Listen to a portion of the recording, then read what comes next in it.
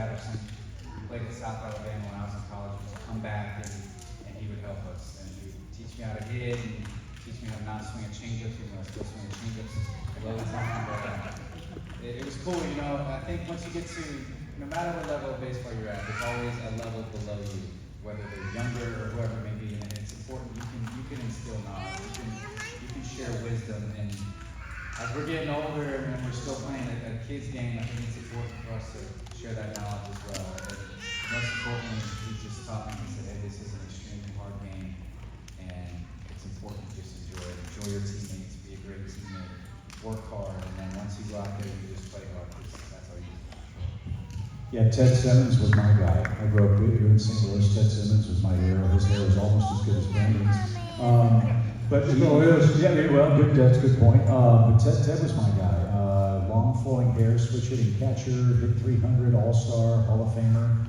He was the guy that I dreamed of being, but with this body, I had no chance. How about you?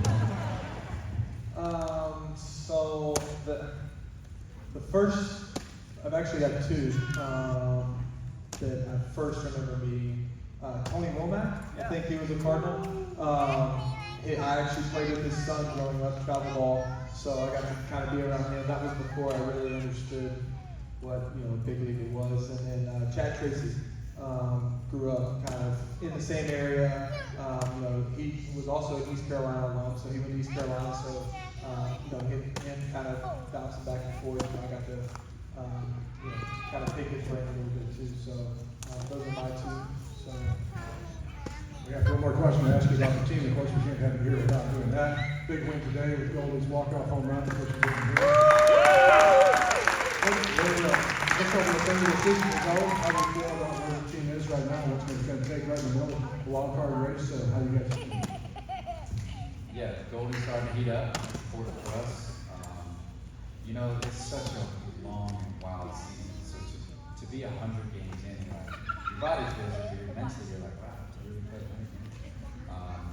So you think back to opening day, going out to LA, and you don't really know where your club stands. Obviously, you have high hopes and made some good additions in the off season, but you're rolling into opening day and you're like, all right, I think we got a good team. And now I can say this after 100 games, because we do have a good team.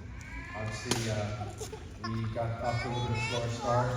We really hit the pedal to the metal and played well for about 2 months. And then now it's just like with the trade deadline and coaching, you just find a way.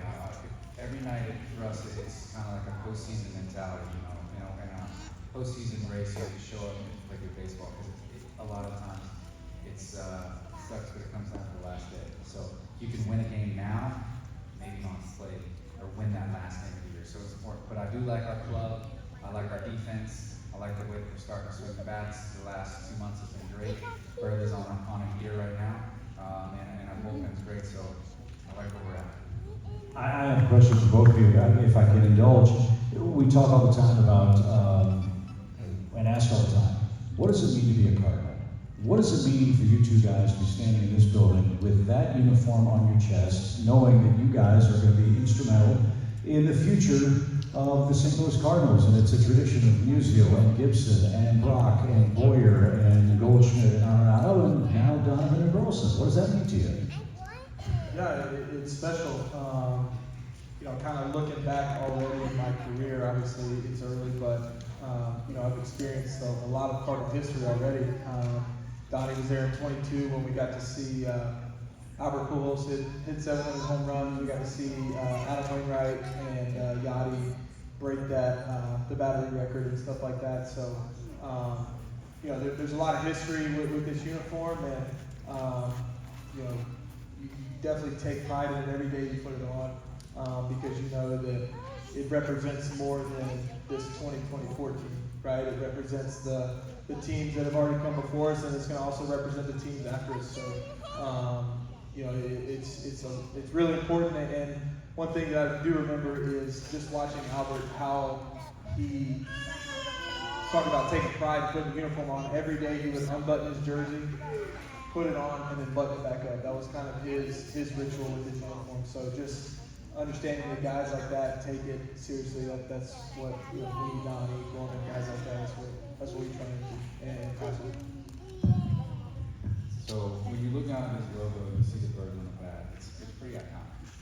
And you touched on it. You're a torchbearer, right? You may not be remembered in this game. Hopefully you are. You're going to play long enough to be someone like an Albert Pujols or Yadier Molina, but you are simply a torchbearer. This organization was here well before I was alive, and it'll be here well before I'm gone. So it's important to carry on tradition and legacy. You walk down the hallways and you see all the names and you see all the success that the organization has having and had. So it's important for you to understand that. For me, I try to prepare, I try to be a good teammate, and I just try to play hard as that. Because for me, I see that as trying to carry the torch. So hopefully I can instill that in the guys that come up and maybe better than we've done. Well, I'm a fan and I'm the broadcaster of the team, and I'm really proud of these guys. I get so much joy watching them do their thing. They're terrific players, and I think we all get caught up around in the terrific players part.